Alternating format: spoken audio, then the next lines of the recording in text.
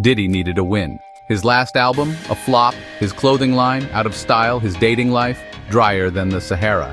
Solution, a party, the Diddy party, the most extravagant, over-the-top, talk-of-the-century bash the world had ever seen.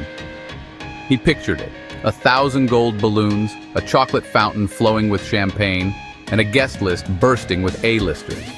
This wasn't just a party, it was his comeback.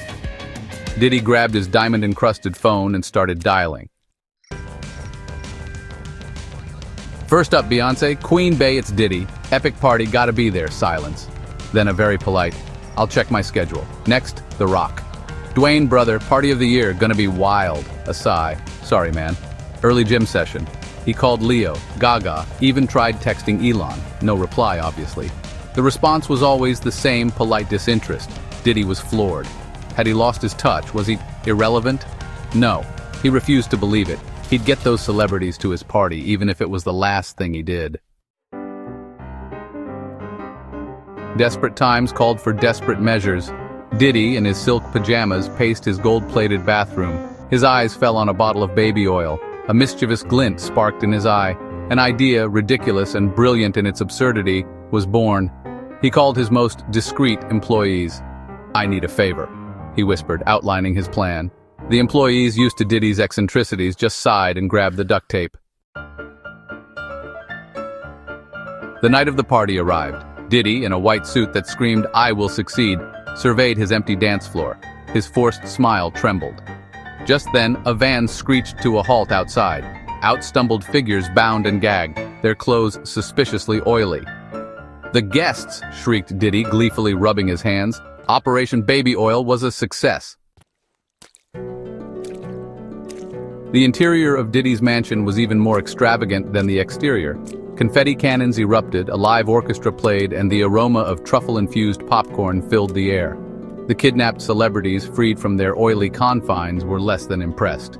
Beyonce glared with the fury of 1,000 suns. The Rock cracked his knuckles ominously, and Leonardo DiCaprio just looked confused. "Welcome to the Diddy party," he boomed, showering them with glitter. "Let's get this party started." Diddy, oblivious to the murderous glares, forced his guests into awkward party games. Beyonce found herself singing karaoke with a reluctant Elon Musk. The Rock was locked in a fierce thumb-wrestling match with Lady Gaga. Leonardo DiCaprio, mistaking the whole thing for a bizarre dream, wandered around with a dazed expression, occasionally sipping champagne.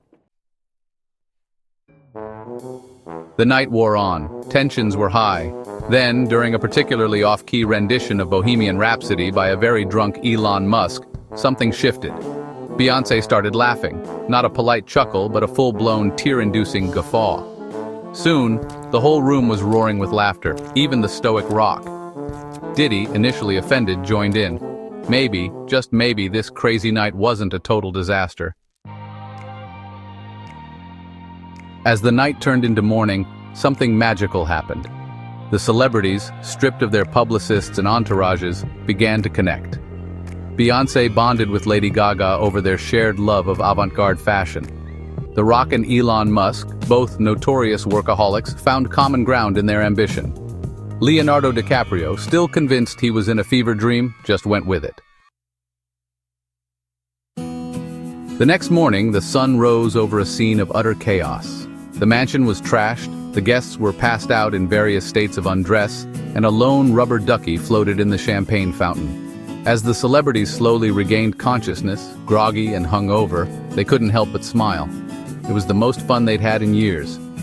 Maybe Diddy, despite his crazy kidnapping scheme and questionable party games, was onto something. Maybe, just maybe, all you needed for a good time was a little bit of baby oil and a whole lot of forced interaction.